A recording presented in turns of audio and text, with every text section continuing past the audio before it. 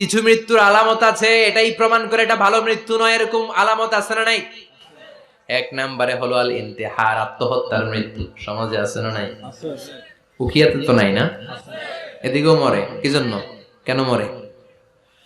হ্যাঁ, বয়ফ্রেন্ড গালি দিছে এজন্য? হ্যাঁ, মান ক্বাতালা নাফসাহু বিশাইইন উযযিবা বিহি ইয়াউমাল কিয়ামাহ। যে জিনিস দিয়ে যে যাকে মেরেছে, আত্মহত্যা করেছে, সুইসাইড করেছে, কিয়ামতের দিন ওই জিনিস দিয়ে সে তাকে মারবে, এটাই হবে তার শাস্তি। ওড়না পেঁচিয়ে যারা আত্মহত্যা করলো ওর শাস্তি ওড়না পেঁচানো। বিষ খেয়ে যারা মারা গেল তার শাস্তি জাহান্নামের বিষ খাবে আর চিৎকার করবে। ছুরি ঢুকিয়ে যারা মারা গেল জাহান্নামের আগুনে ঝলসানো ছুরি শুধু ঢুকাবে। আল্লাহ আত্মহত্যা থেকে বাংলাদেশে বাঁচাও, আমাদের ছেলে মেয়েগুলারে বাঁচাও। চিৎকার দিয়ে বলেন আমিন। আত-তাআক্কুদ ফিল লিসান ফিলা ইলাহা ইল্লাল্লাহ। আজীবন কালেমা পড়ে নাই, আজীবন কালেমারে বাস দিয়েছে, এখন মরার সময় সবাই কয় কলমা পড়েন, কলমা পড়েন। এখন পড়তে চায় মাগার মুখ দিয়া বাইর হয় না। আছে না নাই? এরকম ডাকায় দুখিয়াতে নাই? কলমা পড়তে পারে না, আটকায় যায়, মরে গেছে। এই মৃত্যুটা কি ভালো? কথা বলে ফি হালাতি শুরব, অনেকে মদ খাইতে খাইতে মরে। আছে না নাই? জুলুম করতে করতে মরে। আছে না নাই? অন্যের জায়গা দখল করে মরে, এরকম আছে না নাই? ফি হালাতি ইরতিকাবিল কাবায়ের, যে কোনো কবিরা গুনাহ কর অবস্থা যদি মারা যায় এটা খারাপ মৃত্যু, অপমৃত্যু, এটা জান্নাতি মৃত্যু নয়। চিৎকার করে বলেন ঠিক কি না? এরপর ফি সাখাতিল ওয়ালিদাইন, বিশ্বনবী বললেন কোন ছেলে যদি মারা যায় এমন অবস্থায় মা বাবা তার উপর রাগান্বিত, এটা ভালো মৃত্যু? কথা বলেন। গোটা পৃথিবীর বুকে মায়ের চেয়ে আপন কেউ আছে নাকি?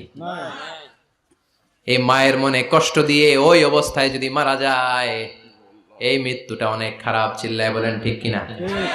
এজন্য মায়ের সাথে খারাপ আচরণ করবেন নাকি? কথা বলেন। যার মা নাই সে জানে মা না থাকার কি জ্বালা, ঠিক কিনা? যখন রাত্রি নিঝুম এই চোখে ঘুম, একলা শুধু ঘরে তোমায় মনে পড়ে মাগো, তোমায় মনে পড়ে। যখন রাত্রি নিঝুম এই চোখে ঘুম, একলা শুধু ঘরে তোমায় মনে পড়ে মাগো, তোমায় মনে পড়ে। এজন্য মায়ের দোয়া সবচেয়ে বড় দোয়া। মা রেগে আছে, মা বদদোয়া দিয়েছে, বাবা বদদোয়া দিয়েছে, বাবা আপনার উপর অসন্তুষ্ট, ওই অবস্থায় ছেলে মরলে এটা কি ভালো মৃত্যু?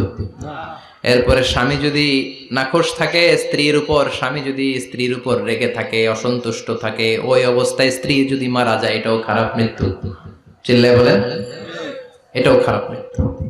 এরপরে লাউ ফারিহাল মুসলিমুনা বিমাউতি, কোন লোক মারা গেলে যদি এলাকার মুসলমানরা খুশি হয় এটা কি ভালো মৃত্যু নাকি?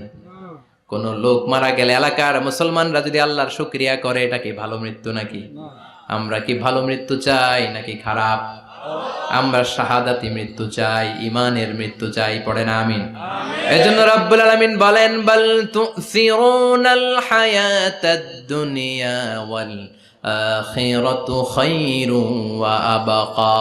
ক্ষণস্থায়ী দুনিয়াটাকে তোমরা বড় মনে করো, এটা বড় না, বড় হলো আখিরাতের জীবন। এজন্য আখিরাতের জীবনের জন্য প্রস্তুতির দরকার আছে না নাই? মরণ হচ্ছে সবচেয়ে বড় প্রস্তুতি, মরণের চিন্তা। মান কানা ওয়াইদান ফাল মাউতু ইয়াকফি, যে নিজেকে সোজা করতে চায় মৃত্যুর চিন্তাই তার জন্য যথেষ্ট। আজকের এই আলোচনার পরেও কি আমাদের টনক নড়বে না? আজকের এই কথাগুলোর পরেও কি মৃত্যু নিয়ে আমরা ভাববো না?